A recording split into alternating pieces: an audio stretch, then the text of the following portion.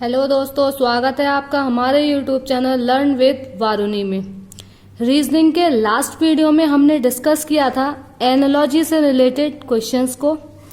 आज हमारा टॉपिक है डाइस। डाइस या पासे के बारे में आप सभी लोग अच्छे से जानते होंगे। इसमें 6 फेजेस होते हैं या 6 सतह होती हैं। लूडो आप सभी खेलते होंगे या कभी ना कभी खेला तो जरूर ही होगा। तो सबको पता ही होगा कि डाइस में 1 से लेकर 6 तक के अंक होते हैं। अब हम उसी डाइस से क्वेश्चन कैसे सॉल्व करते हैं उसे समझेंगे। तो चलिए स्टार्ट करते हैं हमारे आज के टॉपिक डाइस के साथ। डाइस, सबसे पहले हमें पता होना चाहिए डाइस कितने टाइप्स के होते हैं। फिलहाल तो आप सभी एक ही डाइस जिससे हम लूडो खेलते हैं उससे ही वाकिफ होंगे या उसे ही जानते होंगे, लेकिन डाइस 2 तरीके के होते हैं। एक होता है मानक पासा या स्टैंडर्ड डाइस और दूसरा होता है सामान्य पासा या नॉर्मल डाइस। तो पहला होता है मानक पासा या स्टैंडर्ड डाइस और दूसरा होता है सामान्य पासा या नॉर्मल डाइस। तो अब हमें पता होना चाहिए कि मानक पासा क्या होता है और सामान्य पासा क्या होता है। तो देखिए, मानक पासा जो होता है वो हमारा लूडो का जो डाइस होता है वही होता है। तो इसमें क्या होता है कि दोनों फेजेस का जो योग होता है वो हमेशा 7 आता है, यानी कि 1 और उसके पीछे हमेशा ही 6 होगा। यानी कि एक साइड 1 होगा और एक साइड 6 होगा, तो दोनों का टोटल कितना हो गया 7। इसी प्रकार एक साइड 2 होगा तो जो 2 की विपरीत फलक होगी उस पे कितना होगा 5 ही होगा, क्योंकि मानक पासे का टोटल कितना होता है 7 होता है। ऐसे ही अगर यहाँ पर 3 है तो 3 के पीछे 4 ही होगा, क्योंकि टोटल हमें 7 ही रखना है। तो ये जो होता है ये होता है मानक पासा।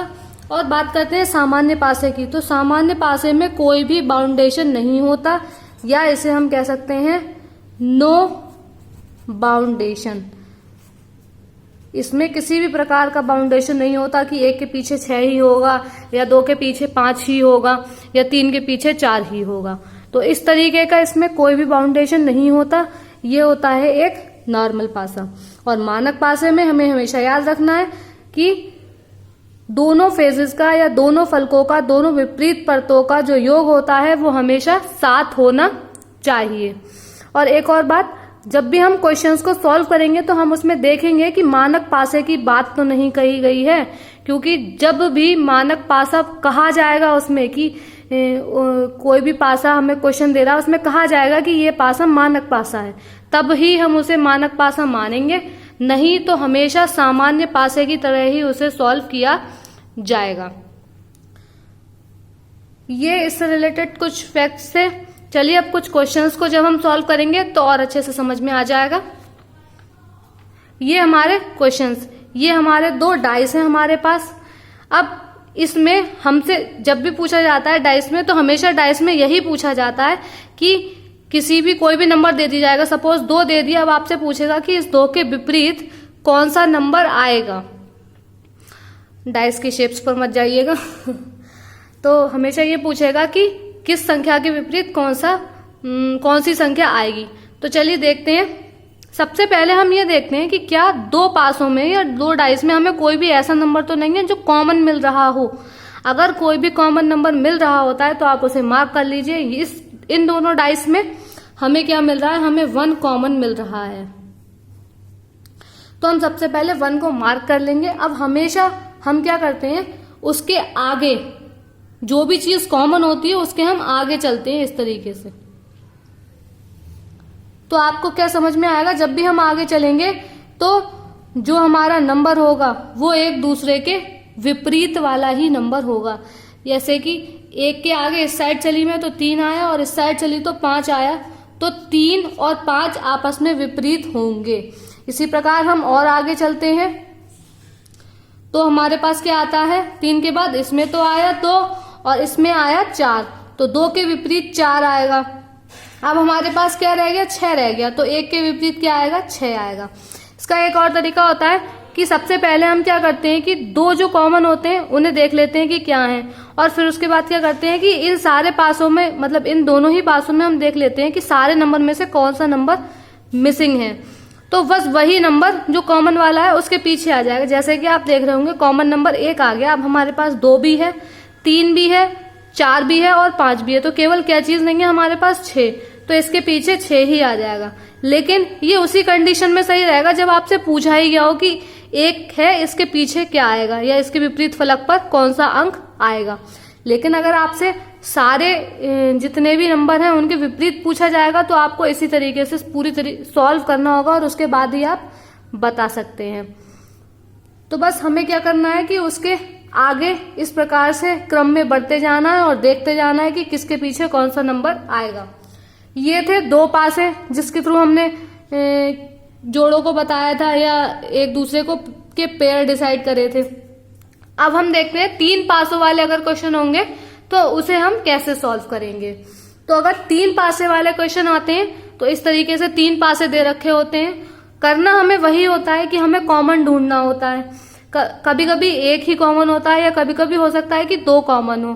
तो जब 2 कॉमन होते हैं तब हम क्या करते हैं, देखते हैं।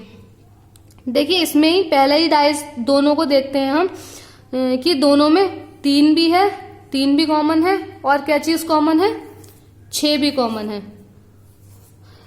एक और बात, जरूरी नहीं है कि हमें हमेशा पहले वाले 2 डाइस से ही हमारे सारे पेयर्स मिल जाएं या सारे विपरीत फलक मिल जाएं। हो सकता है कि कुछ एक इससे मिल जाए फिर हमें आगे इनको भी कंपेयर करना पड़े।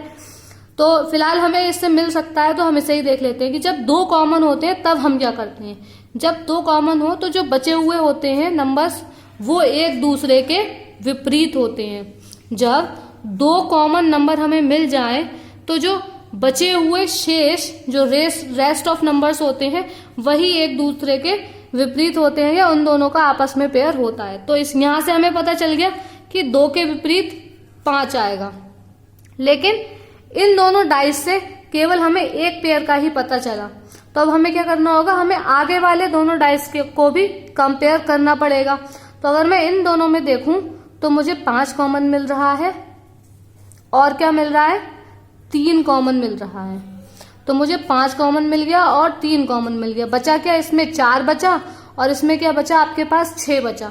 तो जो ये दोनों ही चीजें बची ये एक दूसरे के विपरीत में होंगी, यानी कि 4 के विपरीत में क्या होगा, 6 होगा।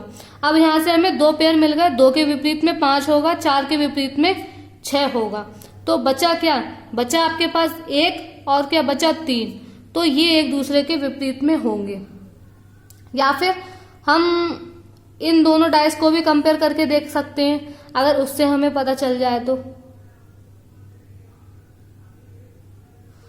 नहीं तो ये भी तरीका है कि जो बचे हुए होंगे वो आपस में ही एक दूसरे के विपरीत फलक पर होंगे। ये हो गया हमारा 3 डाइस का क्वेश्चन। इसी प्रकार होते हैं 4 डाइस वाले क्वेश्चन। यहाँ पहले हमने देखा था 2 डाइस थे केवल, फिर उसके बाद 3 डाइस हो गए और इसी प्रकार से 4 डाइस वाले नंबर क्वेश्चंस भी होते हैं।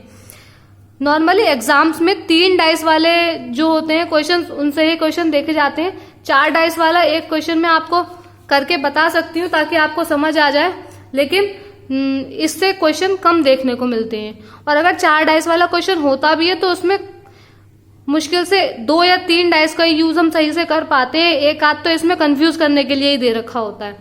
चलिए देखते हैं 4 डाइस वाला क्वेश्चन। जब 4 डाइस होते हैं प्रोसेस सब में सेम है। हमें पहले देखना होता है कि कॉमन कितने मिल रहे हैं या नहीं मिल रहे हैं।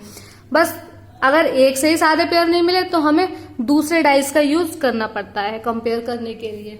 तो सबसे पहले हम क्या देखेंगे कि इन दोनों डाइस से हम कितने पेयर बना सकते हैं।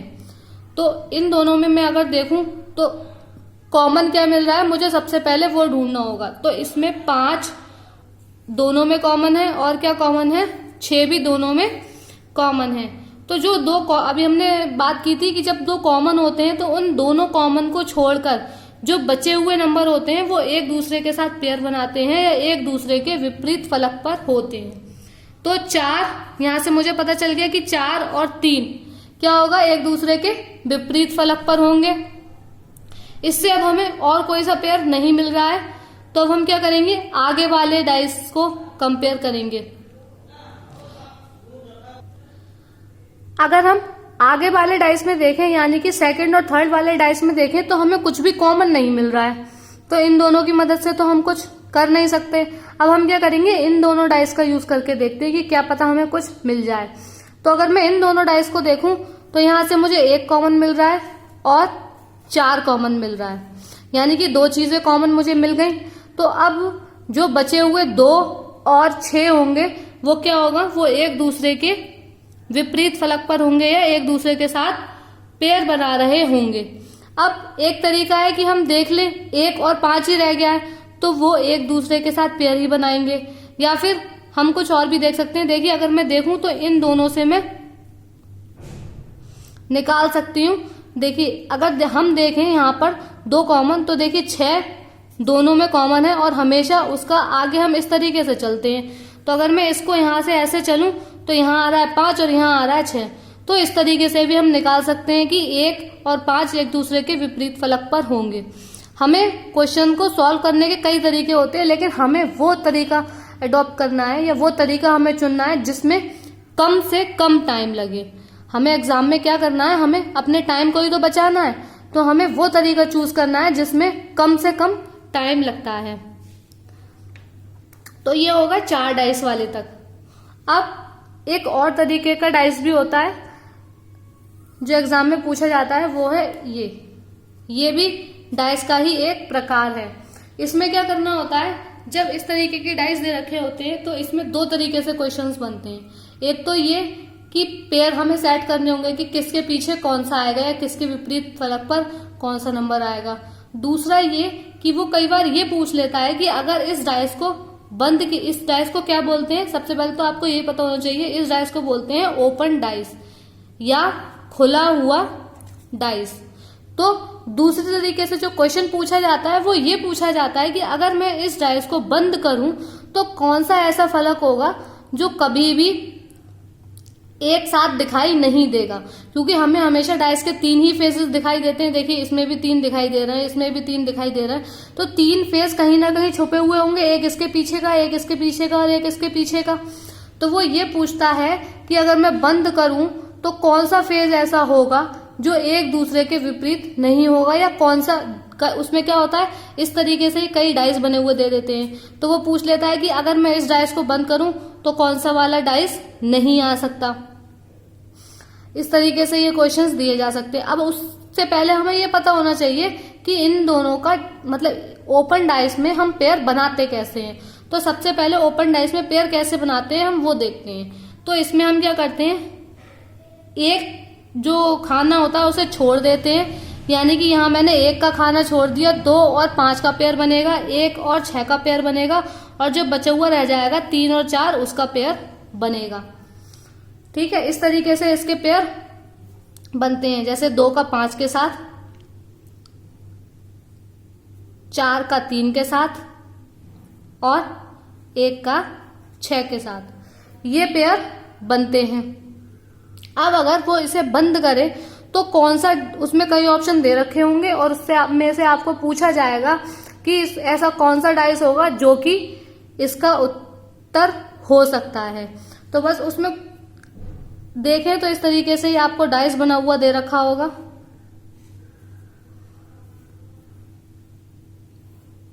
तो बस आपको ये देखना होगा कि एक साथ आप केवल 2, 4, 3 या फिर 5, 2, 4, 3 को आप एक साथ नहीं देख सकते क्योंकि ये दोनों एक साथ नहीं आ सकते। तो 2, 4 आप 1 को देख सकते हैं, या फिर आप 5, 3 और 6 को देख सकते हैं। मतलब कहने का ये है कि जैसे कि अभी यहाँ पर लिख गया था 4 और 3, तो इस तरीके से किसी भी पेयर के दोनों जो नंबर होंगे वो किस डाइस पर दिखाई नहीं देने चाहिए। तो बस उसी तरीके का जो हमारा डाइस होगा उसे हम ऑप्शन में से चुन सकते हैं। अगर दोनों साइड कोई भी एक ही पेयर के दोनों साइड कोई नंबर दिखाई दे रहा है तो वो कभी भी आपका राइट डाइस नहीं हो सकता या वो डाइस नहीं हो सकता। ये थे डाइस से रिलेटेड कुछ फैक्ट्स और कुछ क्वेश्चंस। ये तो जो नॉर्मल क्वेश्चंस थे वो मैंने आपके साथ डिस्कस किए। आई होप आपको अच्छे से समझ आ गया होगा। कैसा लगा आज का वीडियो कमेंट बॉक्स में कमेंट कर जरूर बताइएगा। वीडियो को लाइक करना और शेयर करना ना भूलें, और अगर आप चैनल पर नए हैं तो चैनल को सब्सक्राइब करना भी ना भूलें, और वीडियो को ज़्यादा से ज़्यादा शेयर कीजिए। मिलते हैं आपसे अगले टॉपिक के साथ। Thank you for watching.